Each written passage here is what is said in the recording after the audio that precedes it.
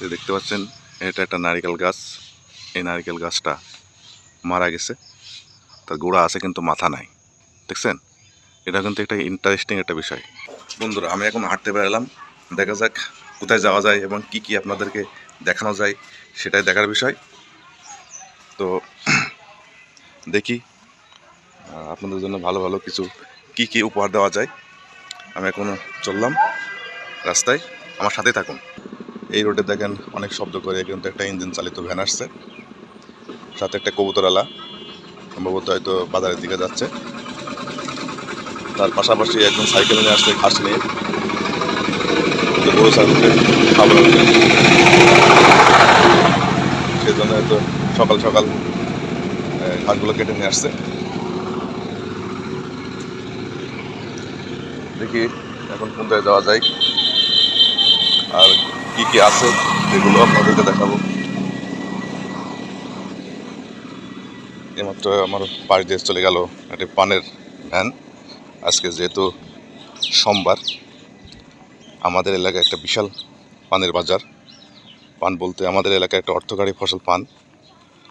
যারা এটাকে আবাদ করেন তারাই হয়তো ভালো চিনবেন, আমাদের এলাকার লোক ভালো চিনবেন। হয়তো যেসব এলাকায় এই পানটা চাষ হয় না তারা হয়তো এটা বুঝবেনও না কী জিনিস। তো এখানে সেই জিনিসই আজকে বিক্রি করা হয় সেই হাটে। এবারে শুধু পানি বিক্রি হয় না, পাশাপাশি সব ধরনের পণ্য এখানে বিক্রি হয়।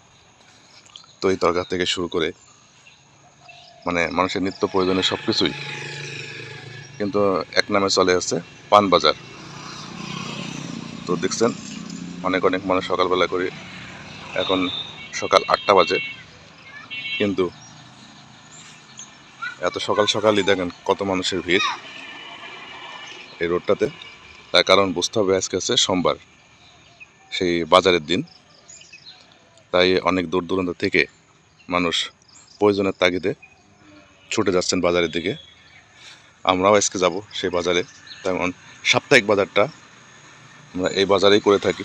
দেখতে পাচ্ছেন আমি একটা ছোট্ট সরু পথ দিয়ে হাঁটতে যাচ্ছি। আমাদের একটি সবজি ক্ষেত আছে, সেই ক্ষেতের দিকে। এখানে কিছু সবজি চাষ করা হয়েছে। এখানে যেতে হলে অনেক ঝোড় জঙ্গলের ভিতর দিয়ে যেতে হয়। দেখতে পাচ্ছেন আশপাশে কত জঙ্গল, কত আগাছা জন্মে আছে।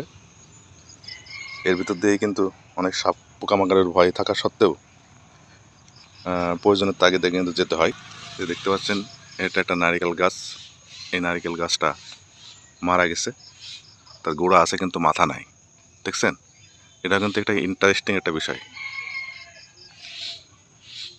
তো আস্তে আস্তে আমার সেই সবজি গাছের কাছে পৌঁছে গেছি। আমাদের ক্ষেতের মরিচ দেখছেন, একদম তরতাজা টাটকা, কি একটা সুন্দর চেহারা। ক্ষেতের জিনিস আসলে চাষ করা জিনিসের মজাটাই কিন্তু আলাদা। দেখেন গাছ কিন্তু বেশি নাই, অল্প, তারপরে আমাদের জন্য কিন্তু যথেষ্ট।